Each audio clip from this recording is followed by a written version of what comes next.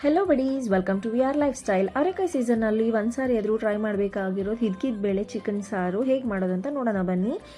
ಒಂದು ಕುಕ್ಕರಲ್ಲಿ ಆಯಿಲ್ ಹಾಕಿ ಚಕ್ಕೆ, ಲವಂಗ, ಏಲಕ್ಕಿ, ಸೋಂಪು, ಜೀರಿಗೆ, ಕಾಳು ಮೆಣಸು ಹಾಕಿ ಚೆನ್ನಾಗಿ ಫ್ರೈ ಮಾಡಿ. ಟೊಮಾಟೊ, ಈರುಳ್ಳಿ, ಬೆಳ್ಳುಳ್ಳಿ, ಹೊಣಮೆಣಸಿನ್ಕಾಯಿ, ಗಸಗಸೆ ಹಾಕಿ ಫ್ರೈ ಮಾಡಿ. ಶುಂಠಿ, ಪುದೀನ, ಕೊತ್ತಂಬರಿ, ಮೆಂತ್ಯ ಸೊಪ್ಪು ಹಾಕಿ ಚೆನ್ನಾಗಿ ಬಾಡಿಸ್ಕೊಳ್ಳಿ.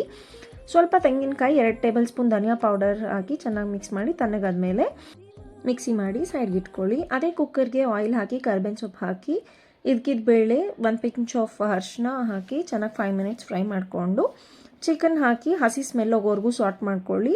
ಚಿಕನ್ ಮಸಾಲ, ರುಚಿಗೆ ತಕ್ಕಷ್ಟು ಉಪ್ಪು ಹಾಕಿ ಮಿಕ್ಸ್ ಮಾಡಿ ರುಬ್ಬಿಟ್ಕೊಂಡಿರೋ ಮಸಾಲೆ ಹಾಕಿ ನೀರು ಕನ್ಸಿಸ್ಟೆನ್ಸಿ ನೋಡಿಕೊಂಡು ನೀರು ಹಾಕಿ ಕುಕ್ಕರ್ ಲಿಡ್ ಕ್ಲೋಸ್ ಮಾಡಿ 2 to 3 ವಿಷಲ್ಸ್ ಬಿಟ್ಟು 5 ಮಿನಿಟ್ಸ್ ಓಪನ್ ಆಗಿ ಬೇಯಿಸಿ. Ta-da, ready to serve tasty ಹಿದ್ಕಿದ ಬೇಳೆ ಚಿಕನ್ ಸಾರು and serve with love. Thank you.